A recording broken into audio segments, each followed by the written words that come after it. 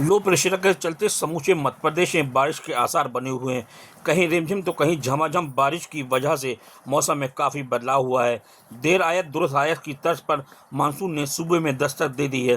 फिलहाल प्रदेश के कई जिलों में थम थम कर बारिश का दौर जारी है।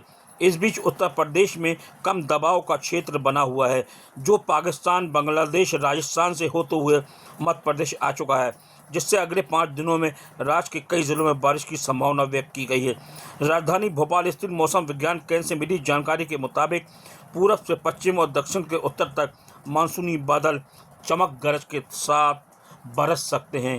नमस्ते, मैं डॉक्टर दिव्या सुरेंद्र, वैज्ञानिक डी मौसम केंद्र भोपाल। प्रदेश के मौसम के बारे में देखा गया तो पिछले 24 घंटों में मध्य प्रदेश के कुछ जगहों में हेवी टू वेरी हेवी और कुछ जगह से एक्सट्रीमली हेवी रेनफॉल भी रिपोर्ट हुआ है।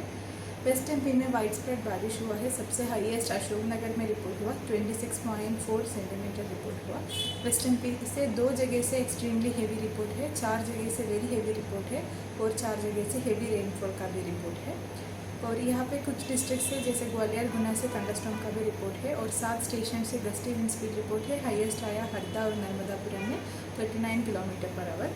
ईस्ट एमपी का भी वाइड स्प्रेड रेनफॉल रिपोर्ट है। यहाँ पे हाईएस्ट आया टीकमगढ़ में 95 मिलीमीटर रेनफॉल और 3 जगह से हेवी रेनफॉल रिपोर्ट है।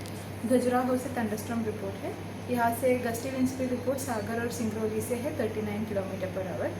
प्रदेश में सबसे अधिकतम तापमान सिंगरौली में, ईस्ट एमपी में सिंगरौली रिपोर्ट हुआ 33.6, वेस्ट एमपी में ग्वालियर में रिपोर्ट हुआ 32.5।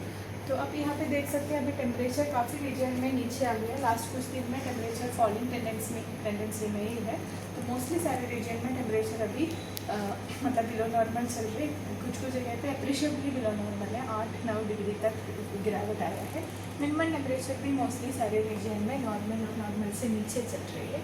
और मेन हमारे सिस्टम के बारे में देखा गया तो मानसून का पोजीशन वही कल जो था वहीं पे ही कंटिन्यू हो रही है। और हमारे रीजन के लिए देखा गया तो एक अपर एयर साइक्लोनिक सर्कुलेशन है साउथ यूपी के ऊपर, वहाँ से एक ट्रफ लाइन है, वो ट्रफ लाइन नॉर्दर्न एमपी के थ्रू इधर ईस्ट की तरफ मूव हो रही है। दूसरा एक इम्पॉर्टेंट साइक्लोनिक सर्कुलेशन सौराष्ट्र और कच्छ की रीजन में भी है। यहाँ से भी हमारे रीजन में मॉइस्चर फीडिंग मिल रही है। और दूसरा एक cyclonic circulation north west bay of Bengal में है। तो मेनली ये 2 सिस्टम की वजह से हमारे रीजन में अभी भी ये जो ग्वालियर, चंबल और वेस्टर्न रीजन में बारिश कंटिन्यू रहेगा। तो आप यहाँ पे सैटेलाइट पिक्चर में आप देख सकते हैं ऑलरेडी यहाँ पे क्लाउडिंग काफ़ी है, स्पेशली नीमच, मंदसौर एंड ग्वालियर कुछ रीजन में बारिश अभी भी चल रही है। तो इस स्थितियों में हमने आने वाले दिनों के लिए फोरकास्ट और चेतावनी जारी किया है। आज भी नॉर्दर्न बेल्ट में कुछ डिस्ट्रिक्ट्स में हेवी और very heavy extremely heavy rainfall का वार्निंग है। तो आप यहाँ पे देख सकते हैं आज के लिए मेनली ये फेयरली वाइड स्प्रेड रेनफॉल का चांसेस है रीजन में। तो इसमें भी नीमच, मंदसौर, उज्जैन रीजन में रेड अलर्ट है, आइसोलेटेड एक्सट्रीमली हेवी तक जाने का चांसेस है।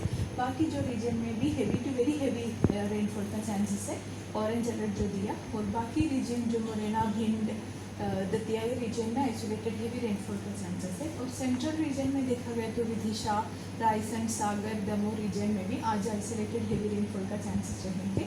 और यहाँ पे छतरपुर डिस्ट्रिक्ट के लिए भी हेवी टू वेरी हेवी का चांसेस हम एक्सपेक्ट कर रहे हैं। और पन्ना डिस्ट्रिक्ट में हेवी रेनफॉल आइसोलेटेड का चांसेस रहेंगे।